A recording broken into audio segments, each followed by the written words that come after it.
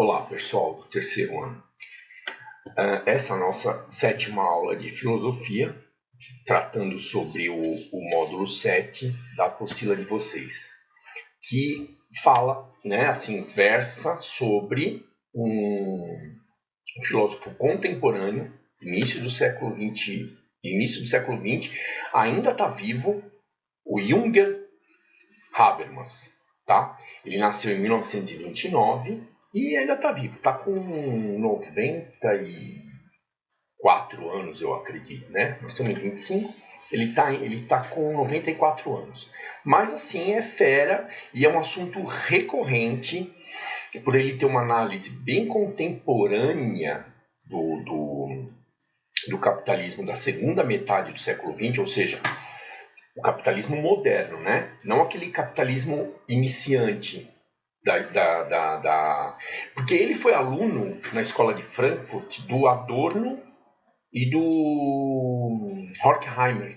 Então, ele aprendeu tudo o que aqueles caras ensinaram, porém, ele viveu bastante, vive ainda, para analisar o capitalismo financeiro. É esse capitalismo que nós estamos agora, na segunda metade do século XX e esse início de século XXI.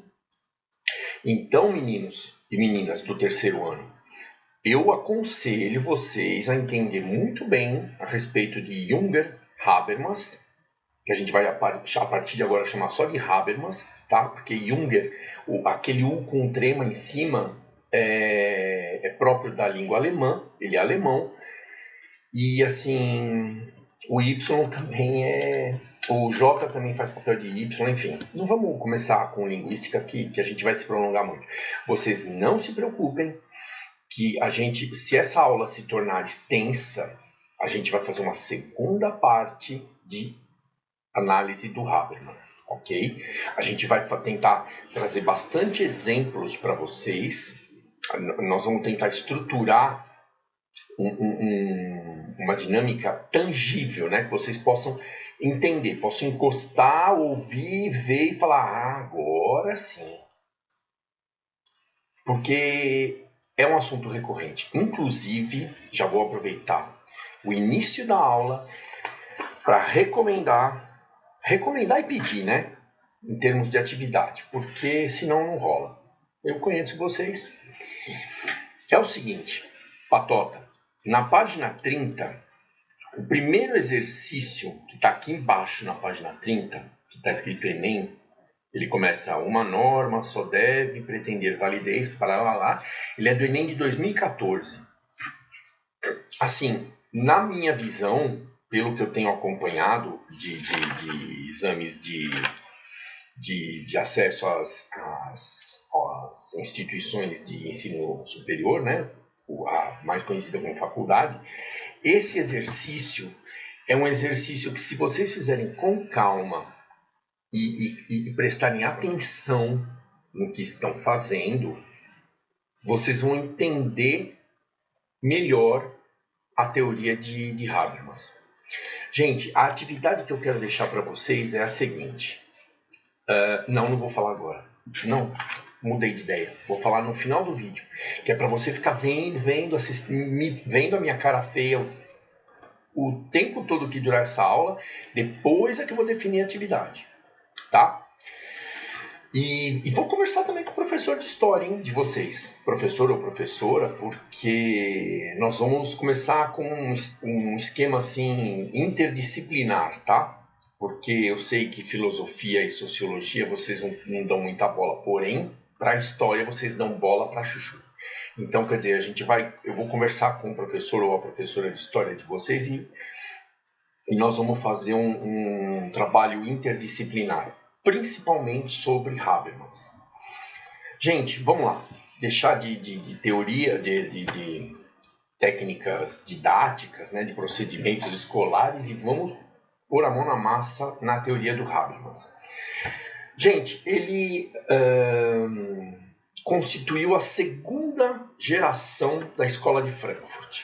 A primeira geração, lá na década de 1920, 1930, quando foi fundada a escola do pensamento humanista e social da Universidade de Frankfurt, e ele, aluno desses primeiros caras, dos fundadores, ele formou a segunda geração. Aquela turma do começo viu um capitalismo, tá? Viu uma cena, o capitalismo surgindo, já em ritmo avançado, né, no século XX, mas incipiente, né? Iniciando, engatinhando, encaixando as pontas. O Habermas, por ter vivido o século XX praticamente inteiro, ele viu as transformações do capitalismo. Ele conseguiu pensar na razão instrumental definida pelo capitalismo. Gente, primeira coisa, vamos esclarecer o que é razão instrumental, porque eu vou falar muito e parece que, para mim, foi um horror. Na faculdade, quando os caras começaram a falar de razão instrumental, eu falei, vê Jesus.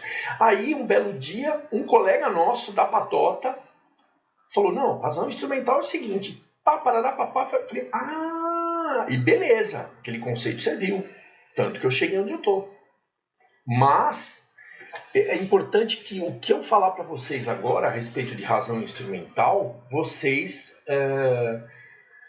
consigam associar com a realidade, tá? Veja só.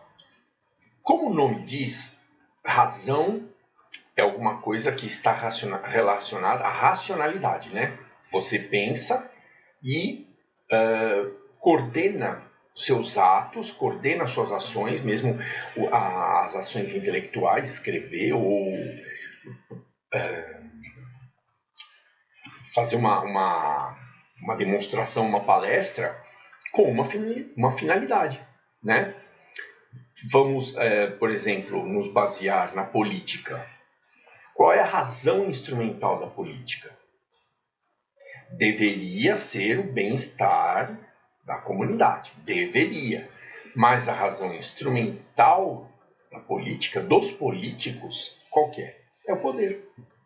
É se manter no poder. Né? O bem-estar da comunidade é um segundo assunto. Não está na prioridade. Vamos ver, que mais? A razão instrumental para a ciência. Nossa, seria também o bem-estar, a saúde, né? Mas não. É a técnica. É a eficácia. Vejam, por exemplo, a indústria farmacêutica. Gente, eu não estou aqui criticando nem nada. Eu só estou levantando alguns pontos delicados para que vocês entendam o que significa razão instrumental, tá? Eu acredito que muitos de vocês que vão assistir essa aula devem ter parentes ou pai, mãe, que trabalham na indústria farmacêutica e atuam em parceria com a... Sério? Você tem buzina? Não sabia, não estava entendendo até agora. Gente, é o seguinte, a razão instrumental por exemplo, da atividade comercial é o lucro, né? Não existe almoço gratuito. Sempre está visando um lucro. A razão instrumental pode levar as ações sociais a terem um objetivo material, a terem um objetivo pré-fixado. Então, a razão instrumental, ela meio que, na teoria de Max Weber, né, ela fixa no ser humano um objetivo final, em que esse ser humano ele vai usar de todas as ferramentas que ele tem, da própria imaginação, da própria inteligência, no sentido de objetivo, né? Ele vai praticar a objetividade. Ele não vai ficar pensando em metafísica, em relações sociais, em amor, em carinho, em bem-estar, nada disso. Ele vai fixar uma meta. Normalmente é uma meta material, né?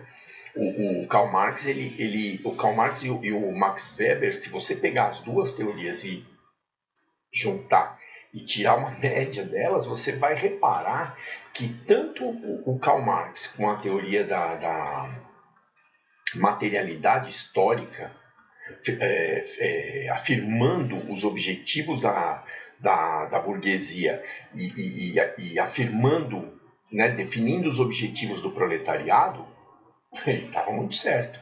O Habermas, ele deu nome aos bois, né? Ele deu nome aos bois. Razão instrumental, tanto para um como para outro. O proletariado do Marx precisava ganhar para se sustentar e sustentar a família. A burguesia do Karl Marx, os patrões, os detentores dos meios de produção, visavam lucro. Então, assim, tanto um como o outro tem razões instrumentais. Só que na teoria marxista, se a burguesia não detivesse o poder instrumental, o poder de legitimação, ou seja, não, eu sou o patrão porque eu sou o patrão. O mundo precisa de patrões. O proletariado poderia, de uma forma revolucionária, se libertar, se emancipar e alcançar objetivos não tão predeterminados instrumentalmente. Poderia alcançar objetivos emotivos, emocionais. Podia colocar em exposição a sua subjetividade, né? O seu pensamento, a sua reflexão a respeito da sua existência, a reflexão a respeito da sua própria existência. Muito bem, gente. Se alguém, eu vou frisar isso, se alguém tiver alguma dúvida a respeito de razão instrumental, por gentileza, escreva para mim lá e deixa com o pessoal da coordenação ou manda algum recado aqui pelo Acadesc, né? Vocês têm o aplicativo do Objetivo também. Ou vai no meu plantão, pergunta pro Suzuki e pra Ju ou pra Pri qual sala que eu vou estar dando plantão, que eu vou estar lá no dia determinado, é tipo um horário de aula também, para vocês tirarem as dúvidas. Razão instrumental é uma coisa que vocês precisam conhecer para prestar o Enem ou qualquer outro exame de vestibular, tá? Gente, então, definida a razão instrumental, eu vou dizer o que o Habermas afirma a respeito dos objetivos do indivíduo na sociedade. Gente, para ele, o Jünger Habermas, existem duas esferas de pensamento, né, de motivação para o ser humano. Uma é a esfera instrumental, é a esfera da razão instrumental, da ação instrumental com uma finalidade, como eu acabei de falar, e a outra é a esfera do mundo real. Na esfera do mundo real, veja, na esfera da razão instrumental, da ação instrumental, o importante é a eficácia, é a eficiência. É procurar um método melhor para fazer alguma coisa, certo? É fazer dar certo. É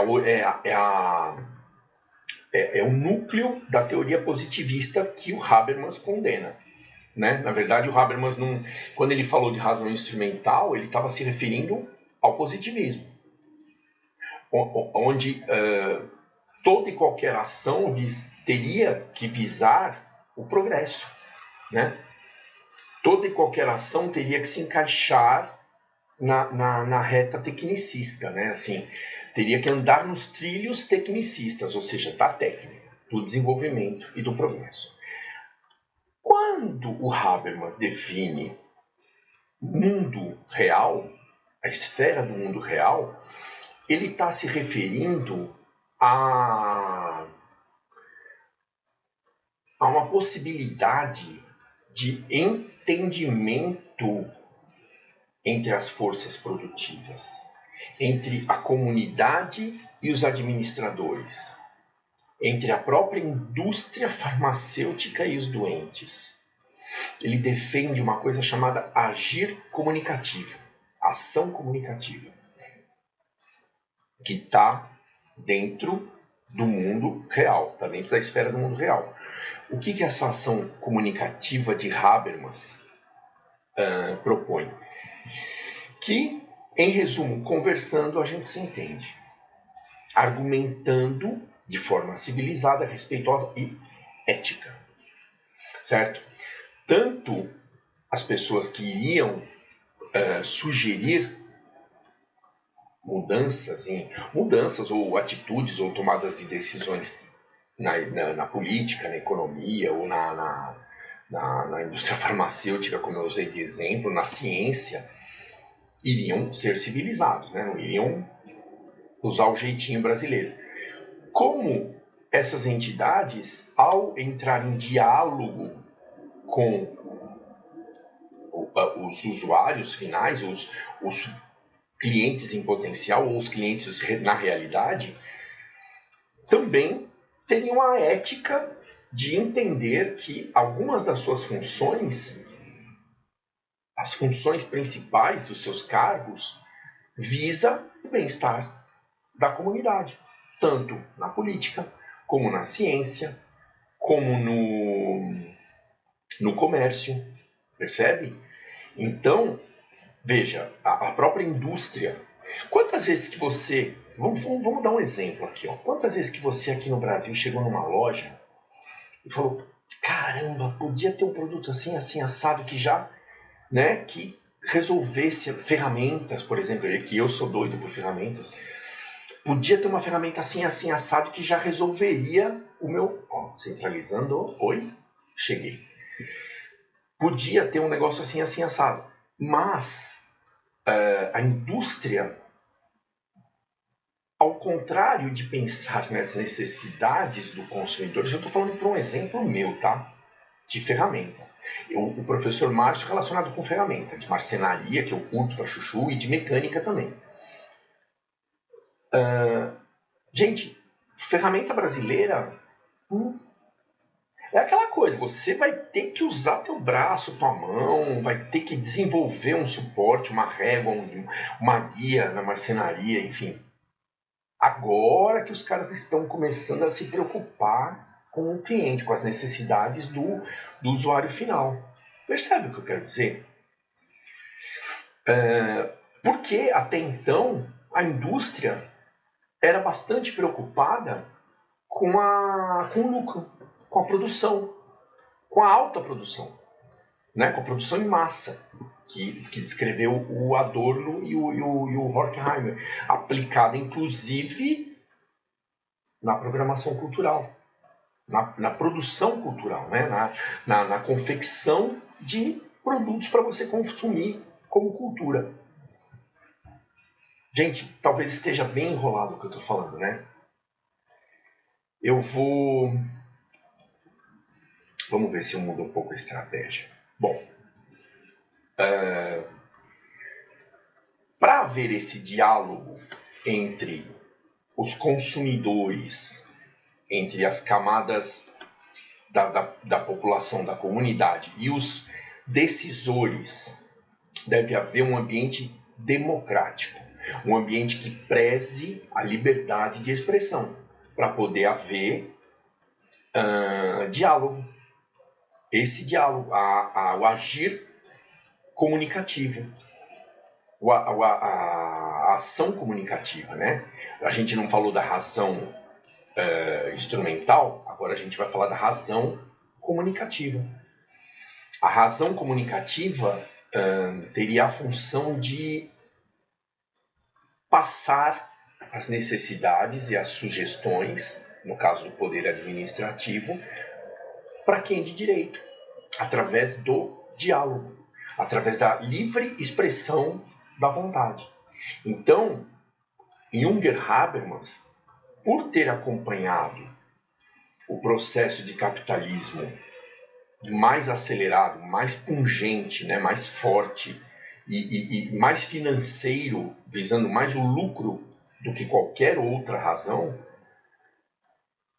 pôde desenvolver essas teorias, afirmando também que num ambiente democrático é possível aos indivíduos colocarem as suas subjetividades. Aquela sua ideinha minúscula, tipo, putz, podia ter um dentinho aqui na chave de boca que a gente fechasse por fora para não ficar escapando toda hora do parafuso. Para um serviço de atendimento ao consumidor de uma empresa produtora de ferramentas, um SAC. Percebe, gente, o que é a função, a ação comunicativa? Percebe? Outra coisa, olha, nas relações interpessoais, talvez vocês entendam melhor.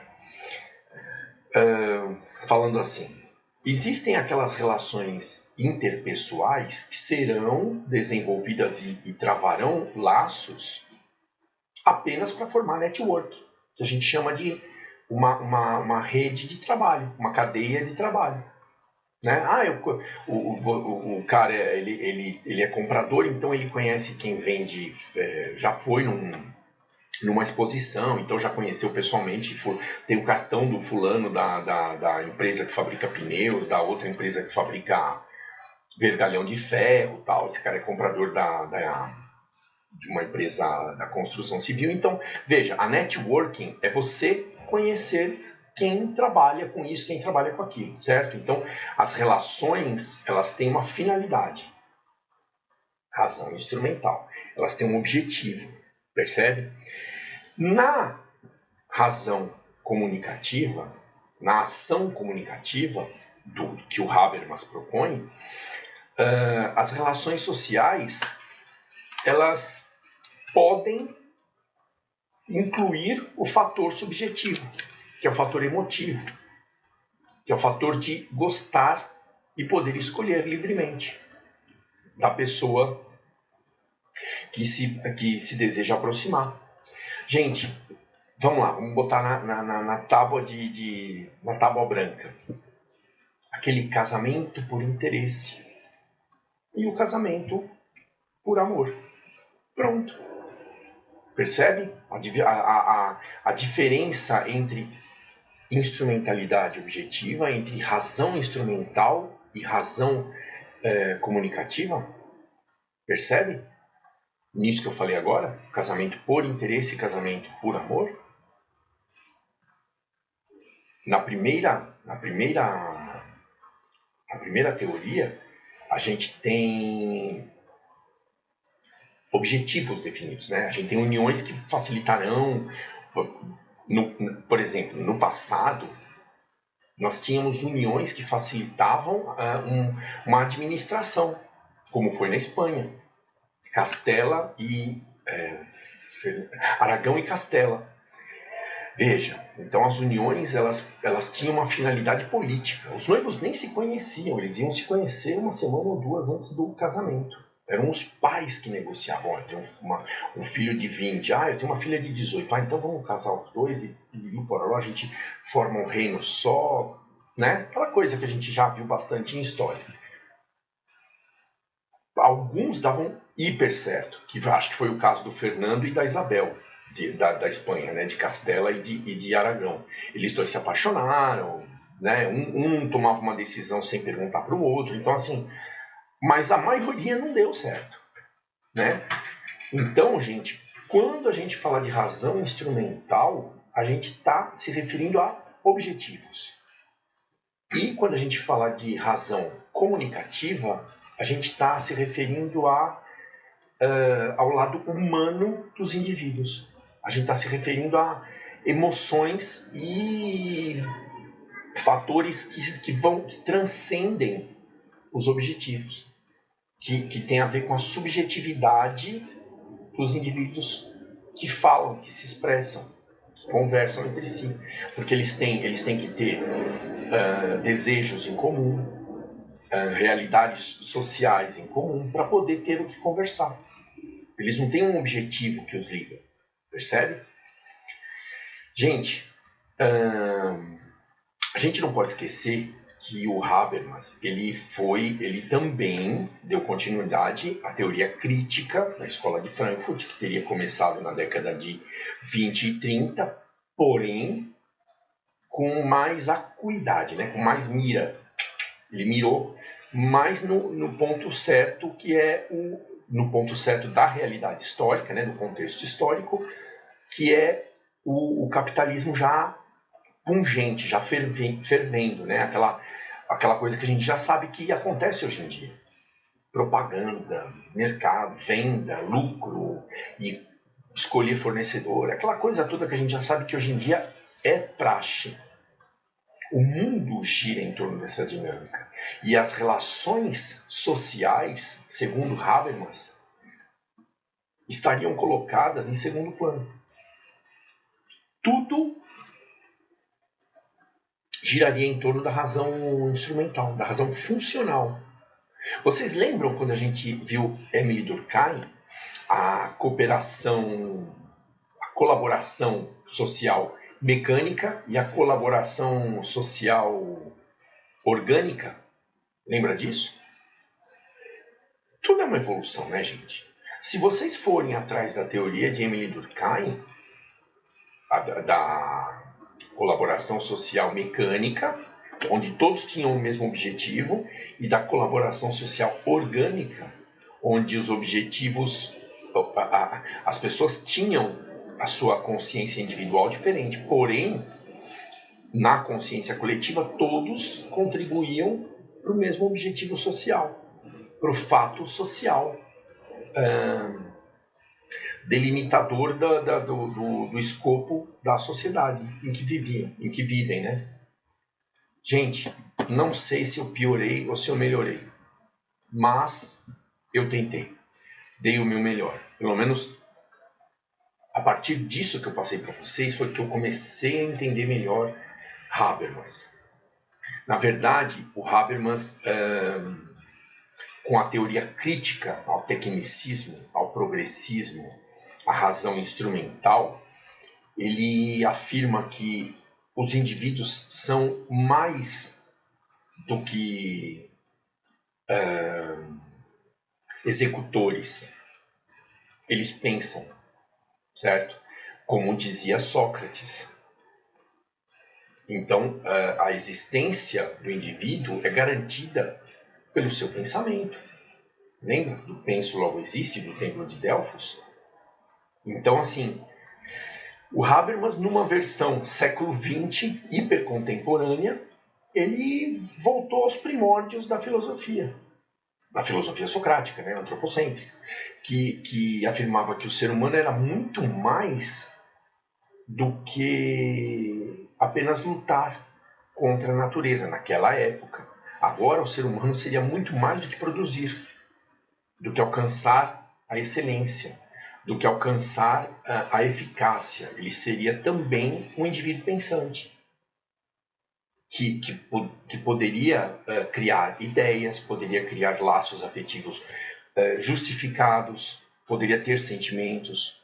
Gente, a gente vai, eu vou citar inclusive Carl Jung e Sigmund Freud. Esses caras, eles determinaram que o próprio ser humano, ele tem pensamentos subliminares, ele tem pensamentos inconscientes. Todos nós temos coisas que nós gostamos, coisas que nos comovem, coisas que chamam a nossa atenção e que às vezes a gente abafa, né? Tenta calar esses sentimentos, essas impressões, essas emoções, em prol, né, visando uma objetividade, uma produtividade, um papel social definido por nossa função orgânica, na colaboração orgânica de Emile Durkheim. Pessoal, para quem gosta desse assunto, Habermas é bem show de bola. Eu recomendo a vocês. E agora, no finalzinho da nossa aula, eu vou definir a atividade. Gente, o que eu quero de vocês é o seguinte: nada de copiar de internet nem nada. Eu quero uma folha que vocês vão entregar na coordenação. Não esqueçam, gente, que o que eu tô achando de trabalho tem até o nome do cara, mas não tem a classe que ele pertence. Ou então tem a classe e não tem o nome. Ou então não tem os dois. como é que eu vou dar nota para esse cidadão? Como é que eu vou saber quem me entregou isso aí? Percebe?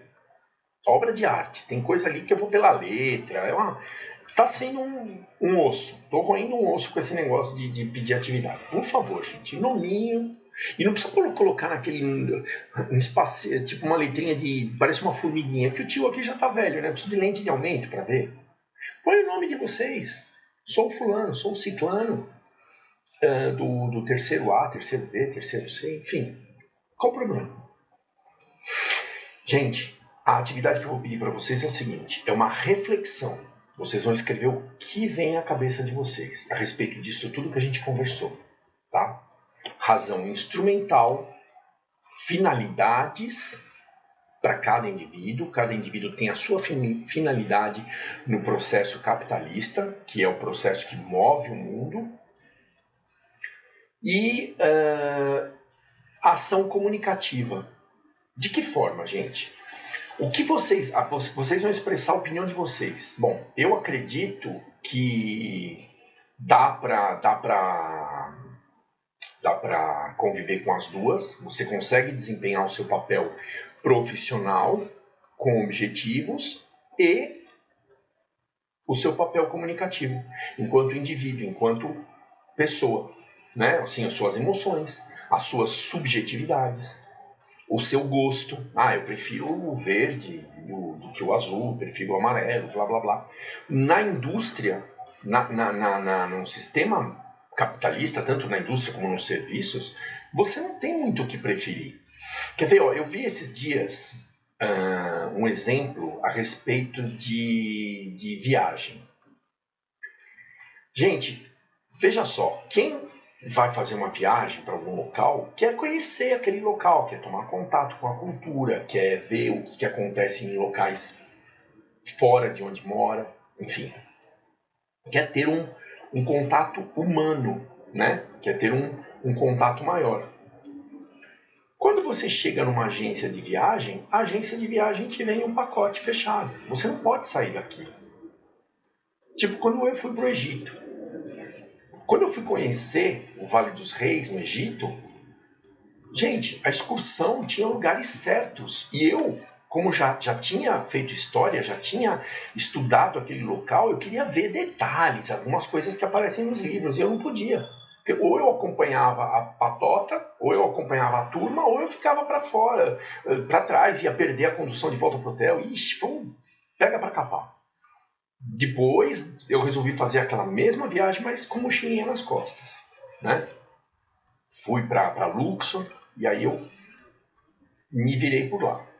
Mas aqueles pacotes de agência de viagem são praticamente fechados, ou seja, não permitem a liberdade, que o Habermas define como propriedade essencial da democracia. Para haver a ação comunicativa, para haver a ação social de comunicação entre os indivíduos, deve haver liberdade de expressão. Percebe? O que é instrumentalizar, o que é fazer de uma viagem um objetivo financeiro e, ao contrário, conhecer lugares, detalhes e ir ver exatamente o que você gosta de ver. Por exemplo, se você vai para a Bahia, você quer ver golfinho. Não, a excursão passa milhão numa lancha pelo lugar onde tem golfinho e tudo volta. E daqui a pouco vai pro hotel e à noite tem jantar e não sei o que. E você não queria nada disso, você só queria ver os golfinhos. Percebe, gente? O que é direcionamento específico, instrumental, e o que é direcionamento comunicativo? O que é o direcionamento subjetivo das tuas vontades? Eu espero que eu tenha esclarecido. Se eu não esclareci, por gentileza, vamos conversar mais. Quem tiver algum ponto de vista para acrescentar, olha, professor, por que o senhor não falou a respeito disso ou daquilo? Enfim, é muito importante, gente. E não esqueçam,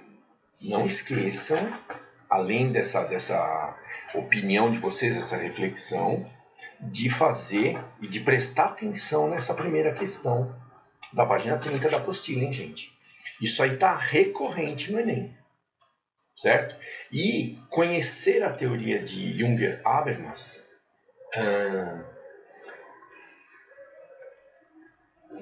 possibilita, dá para vocês a capacidade de desenvolver muitos conteúdos para uma redação, para uma possível redação, tá?